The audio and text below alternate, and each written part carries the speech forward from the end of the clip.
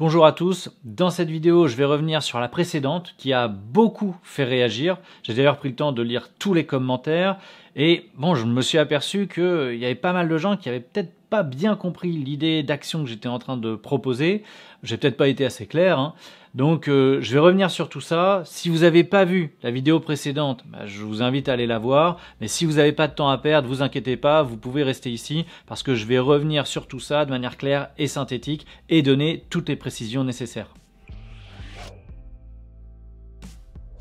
Alors comme vous le savez, le premier tour des élections présidentielles, c'est dans une semaine.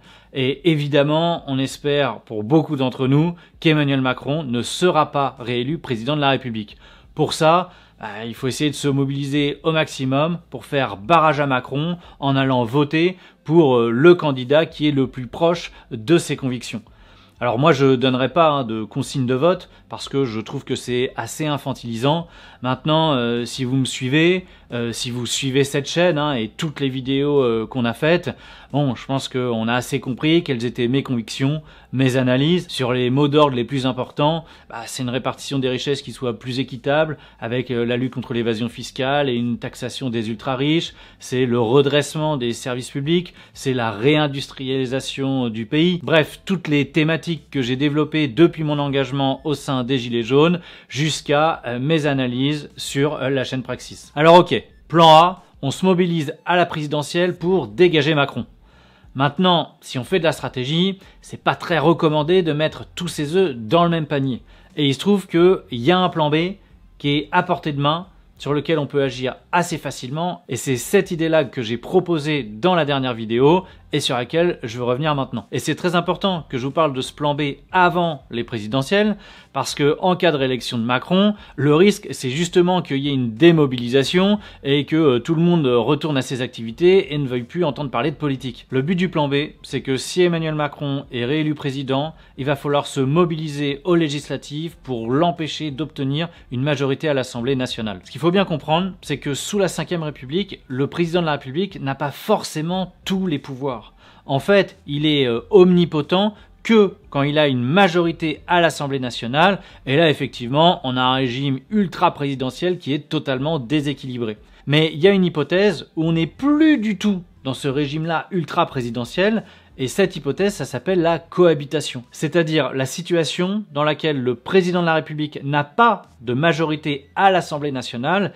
Et alors là, disons-le, l'équilibre des pouvoirs est totalement modifié. Ça veut dire que c'est plus le président de la République qui désigne le Premier ministre et les ministres. C'est pas du tout lui qui fait la composition du gouvernement. En fait, dans ce cas-là, le gouvernement, il est formé par la majorité qui siège à l'Assemblée nationale. Exemple, en 1986, le président de la République, c'est François Mitterrand qui est du Parti socialiste, mais les élections législatives vont être remportées par la droite et c'est donc Jacques Chirac qui sera Premier ministre et qui, évidemment, formera un gouvernement de droite, alors que le président était de gauche. Et dans cette configuration, c'est bien le gouvernement qui détermine et conduit la politique de la nation. C'est d'ailleurs l'article 20 de la Constitution. En gros, en situation de cohabitation, le Premier ministre a bien plus de pouvoir que le président de la République, dont le rôle va surtout se cantonner à la question des affaires étrangères, des relations internationales.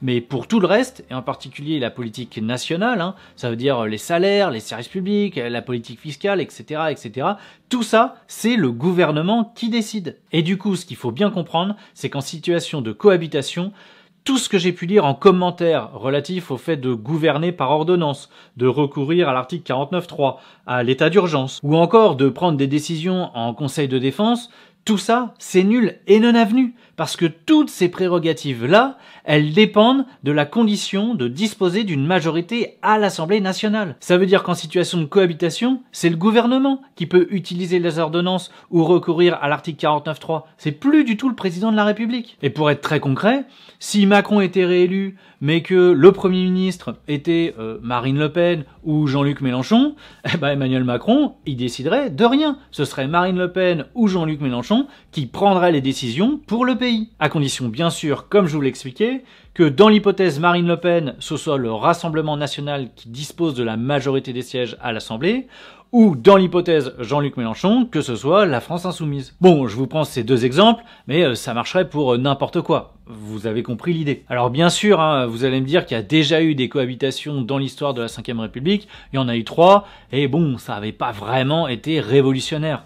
Mais c'est normal, puisque soit vous aviez un président qui était socialiste et un gouvernement qui était de droite traditionnelle, soit à l'inverse, vous aviez un président républicain, c'était UMP à l'époque, Jacques Chirac, et vous aviez un gouvernement socialiste.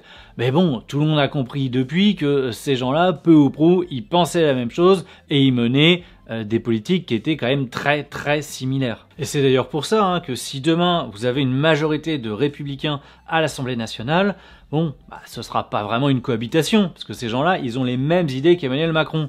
Et d'ailleurs, c'est ce que je vous expliquais dans la dernière vidéo, c'est que Macron, il se prépare à ça. Il est déjà en train de magouiller en soum-soum avec les Républicains et avec Nicolas Sarkozy pour trouver une alliance pour pouvoir gouverner avec les Républicains et donc conserver le pouvoir. Donc ce qu'il faut bien comprendre, c'est que pour neutraliser Macron, il ne faut pas qu'il obtienne une majorité à l'Assemblée, ni avec la République en marche, ni même dans le cadre d'un accord avec les Républicains. Donc comme le disait Libération il y a 5 ans, faites ce que vous voulez, mais ne votez ni En Marche, ni les Républicains. Si on arrive à mobiliser suffisamment d'opposants à LR et LREM aux législatives, on peut totalement faire basculer le résultat du scrutin. Il suffit qu'il y ait 2 ou 3% du corps électoral en plus et ça fait toute la différence. Et là-dessus, je vous renvoie à ma dernière vidéo où je vous explique ça plus en détail. Bon, c'est la dernière vidéo avant le premier tour de l'élection présidentielle.